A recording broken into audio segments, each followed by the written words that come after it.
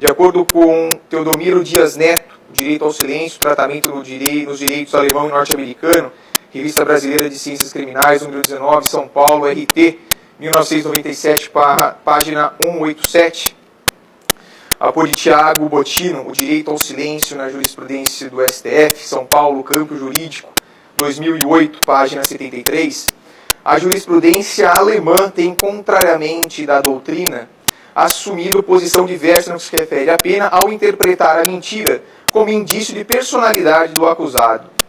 Diga-se, por fim, que ao lado dos direitos fundamentais existe uma segunda dimensão, representada pelos deveres fundamentais, isto é, o dever do homem de respeitar determinados valores relevantes para a vida em comunidade, de tal modo que os direitos devem ser os canais institucionais que permitam a realização dos deveres.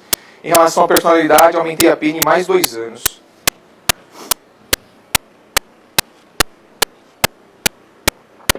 O motivo do crime foi torpe, consistente no rompimento do relacionamento amoroso. Muitos crimes são cometidos em nome do amor, mas que tipo de amor é esse que se transforma em obsessão? Pois o que se quer, no fundo, é subjugar a pessoa no que diz amar. O amor é a palavra usada como desculpa para se cometer atrocidades com a pessoa amada. Quando é o amor o que se sente, não há o mínimo desejo de se livrar da pessoa amada. O que se denota claramente no caso concreto é a força, poder e o domínio que se quer ter sobre a vítima de um crime passional. Não confundas o amor com o delírio de posse, que acarreta os piores sofrimentos como depressão, sintomas psicossomáticos, ansiedade, baixa autoestima, entre outros. Porque, contrariamente à opinião comum, sentimento, amor não faz sofrer. O instinto de propriedade, que é contrário do amor, esse é que faz sofrer. O amor verdadeiro começa lá onde não se espera mais nada em troca. Resumindo, os gestos de amor são humildes e jamais podem levar à morte da pessoa amada. É imperioso punir de forma mais gravosa aquele que submete mulher à violência, como aqui, mais 1 ano em relação à pena. Já as circunstâncias evidenciam dolo intenso. Eis que exorbitaram o que é inerente ao tipo, na medida em que o acusado agiu premeditadamente, aproveitando-se do fato de a vítima ser sua ex-namorada, a qual foi atraída ardilosamente para uma cilada, consumando o crime em lugar ermo para dificultar a descoberta e garantir a impunidade, tanto que o corpo permaneceu por longo tempo imerso nas águas de uma represa situada no município de Nazaré Paulista, sendo encontrado em avançado estado de decomposição.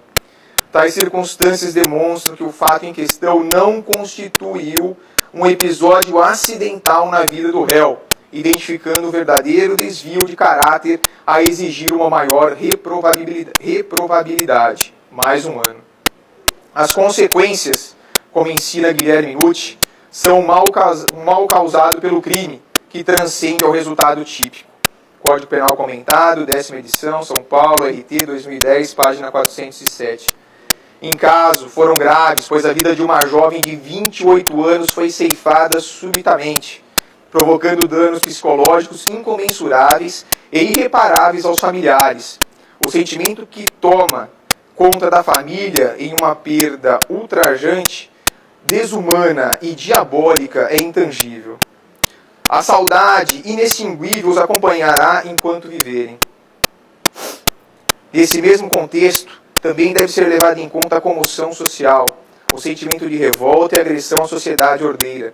A repercussão social ultrapassou as fronteiras deste município, mercê da divulgação e da crítica jornalística salutar. A insurgência da sociedade, que não se cansa de implorar pela paz, também foi marcante no episódio dos autos. A violência que encampa todos os níveis da sociedade brasileira já sensibilizou os nossos legisladores, que os levou a elaborar um regramento procedimental mais célere e rígido, inclusive quanto aos prazos processuais. Realmente, já não era sem tempo. Mas, em minha modesta opinião, ainda há espaço para novos avanços. Mais 1 ano.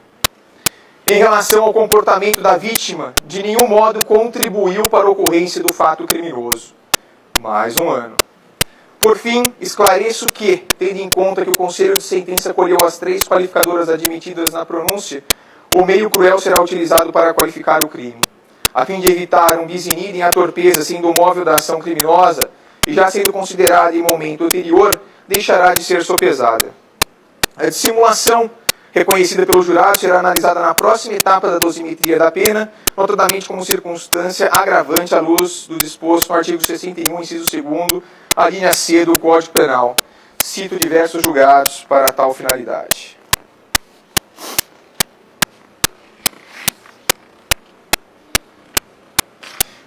Fixo, pois, a pena base em 19 anos de reclusão.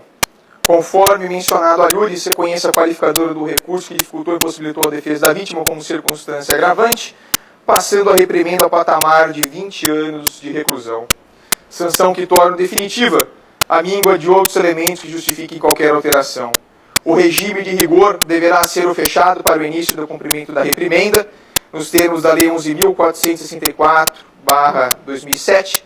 Ademais, a quantidade da pena, superior a 8 anos de prisão, por si só, obriga a fixação do regime prisional mais severo. Por força do parágrafo 2º do artigo 387 do CPP, com a nova redação dada pela Lei 12.736/12, deverá o juiz da esfera de conhecimento, após fixar a pena definitiva e o regime inaugural de cumprimento da expiação, dedicar um novo capítulo na sentença condenatória para análise de eventual progressão de regime. Entre mentes, o desconto imposto pela novel legislação deve ser ponderado à luz das regras esculpidas na Lei de Execução Penal e não como mero cálculo aritmético isolado, sob pena de permitir ao condenado uma progressão de regime impróprio, ou seja, com lapsos temporais reduzidos e desconhecimento completo de seu mérito pessoal, em total arrepio às regras existentes, as quais, diga-se de passagem, não foram revogadas. Em outras palavras, o período de detração para fins de progressão de regime prisional já na fase de conhecimento, além de corresponder às frações de 1/6 crimes comuns, ou 2/5 ou 3/5 crimes hediondos, primários ou reincidentes, não tem o condão de desautorizar o juiz na aferição do mérito sentenciado, que será verificado pelo atestado de comportamento carcerário, em alguns casos de parecer criminológico, notadamente quando houver necessidade de um exame mais acurado sobre o progresso de ressocialização. Cumpre registrar que a inovação legislativa institui uma interação entre as jurisdições penais de conhecimento e executiva, propiciando ao magistrado da primeira etapa de cognição reconhecimento de eventual progressão de regime prisional, desde que presentes os requisitos objetivos e subjetivos previstos na lei de regência. Pensar de forma diversa é fornecer um tratamento não isonômico a pessoas em situação jurídica semelhante, vaticinando inclusive a sua inconstitucionalidade. No caso, não há como aplicar o artigo 387, parágrafo 2º do Código de Processo Penal, notadamente pela ausência de requisito objetivo. Em face do direito adquirido, como a condenação criminal que ainda não transitou em julgado, ocorreu em data posterior à consumação do ato jurídico perfeito, o resguardo dos proventos decorrentes de sua aposentadoria é medida de rigor. Tendo em vista que o réu respondeu ao processo preso por força de prisão preventiva, não teria sentido que só após a condenação viesse a ser solto, sobretudo quando subsistem os motivos da custódia cautelar, inteligente no artigo 492, inciso 1º, a linha E do Código de Processo Penal. Crime gravíssimo em que a periculosidade do agente está íncita em sua conduta, autorizando a manutenção do cárcere para resguardar a ordem pública e garantir a aplicação da lei penal. Transitado e julgado esta sentença, lance-se o nome do réu no rol dos culpados. Em seguida, providencia serventia a expedição de guia ao juízo das execuções criminais para cumprimento da pena imposta, arquivando-se os observadas cautelas de estilo. Não havendo pedido da parte representante legal da vítima, incabível a condenação e indenização mínima, CPP, artigo 387-4, pois, do contrário, ocorrerá um julgamento extra petita. Condena o réu ao pagamento de 100 UFESPs, inteligência do artigo 4º, parágrafo 9º, a linha A da Lei 11.608/03, lida presente sentença em plenário, das publicadas e intimadas as partes, registre-se, comunique-se, Guarulhos, 15 de março de 2013, às 17h35, 14 de março de 2013, às 17h35, Leandro Jorge Bittencourt Cano, juiz-presidente. Do outro promotor, tem algum requerimento a fazer? Nenhum. Assistente, algum requerimento? Nenhum, excelência. Defensores, algum requerimento? Agradeço as palavras que foram dirigidas pelo nobre representante do Ministério Público, o ilustre assistente, os ímpetos defensores. Agradeço a Deus pela intimidade de sabedoria para conduzir essa causa.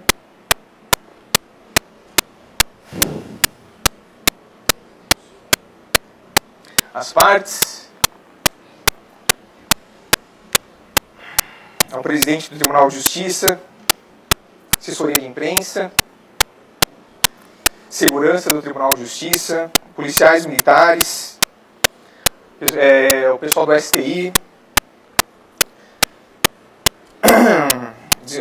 juiz Luiz Mouro Cavalcante, da Justiça Militar, os policiais do Romão Gomes também.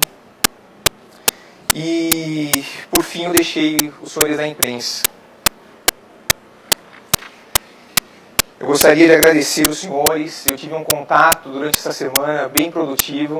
Aprendi muito com os senhores. E essa questão de respeito, ela tem que ser mútua. Não só dos juízes, mas também dos senhores. E essa questão, ela tem que ser tratada de uma forma mais transparente. Por isso que me levou a ter essa coragem de realizar esse julgamento nesse dia. Para mostrar um poder judiciário diferente, contribuindo para esse estabelecimento da cidadania. O julgamento está encerrado. Muito obrigado a todos. E estamos encerrados. Podem parar a gravação, por favor.